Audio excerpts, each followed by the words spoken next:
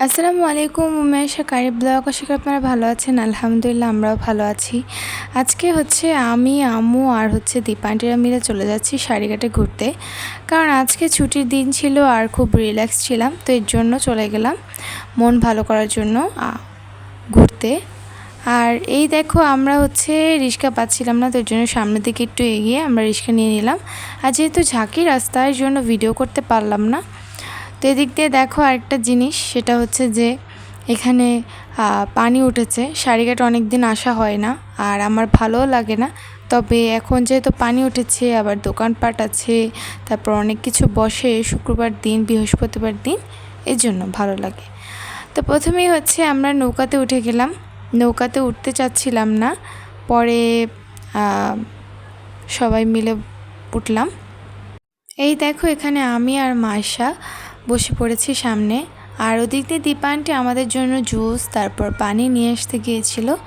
তো এবার নৌকা ছেড়ে দিল, আর যেহেতু রোদ পড়েছিল কিন্তু ভালো লাগছিল, খারাপ লাগছিল না। তবে আগে এর বেশি পানি ছিল, এখন নাকি শুনেছি এটা মেলের সাথে সংযুক্ত আছে, এর জন্য পানি আগের মতো ভালো নেই, ওরকম পানি কম।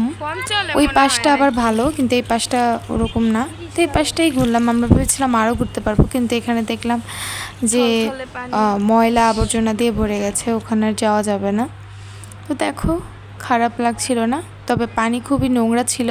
এটা দেখে বলছিলাম যে পানি আগের মতো নেই।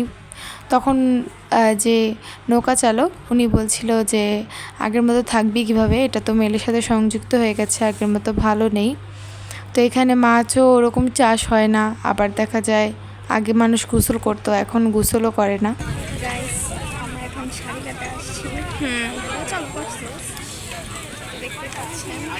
মায়েশা বুঝতেই পারিনি যে আমি ভিডিও চালু করে রেখেছিলাম, তার জন্য মায়েশা বলছিল আর আমি ভিডিওটা নিয়ে নিলাম। তো এরপর দেখো আমরা ফুচকা খেতে চলে যাব। আর এখানে 4টা ত্বক আছে। তো প্রথমটা আমার যে পুদিনা, ওইটাই ভালো লেগেছিল, আর বাকিগুলোও খারাপ ছিল না, মোটামুটি মজাই ছিল। তো দেখতে থাকো শুরু থেকে শেষ পর্যন্ত, আর কোনো ভুল হলে অবশ্যই বলবে। তারপর ফুচকা খাওয়া শেষে পাঁপড় নিয়ে নিলাম খাওয়ার জন্য, আর আমি তো অলরেডি খাওয়া শুরু করে দিয়েছিলাম। আর এদিক দিয়ে দেখাচ্ছিলাম কি ওয়েদার, খুব সুন্দর ওয়েদার ছিল। বলেছিলাম না অনেক দিন পরে গিয়েছি, তো ওখানে দেখলাম যে ওখানে একটা ক্যাফে আছে টোনাটুনি, আর চায়ের সবগুলো আইটেম আছে, তবে অন্যান্য যে আইটেমগুলো ওগুলো বন্ধ আছে। আর এরপর হাফসাকে নিয়ে দীপা আন্টি চলে গেল, এই যে কি বলে এটাকে,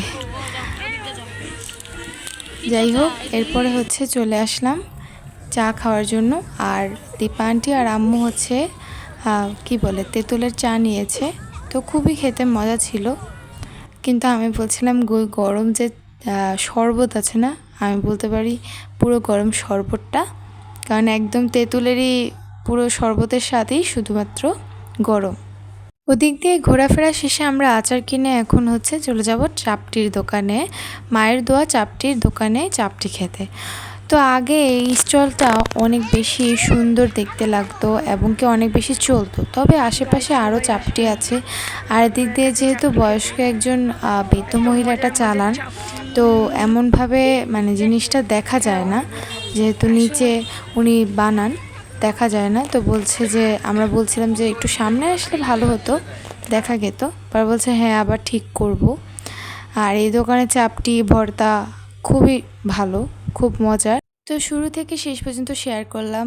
আর ভালো থেকো, আল্লাহ হাফেজ। আজকের ভিডিওটা এই পর্যন্তই।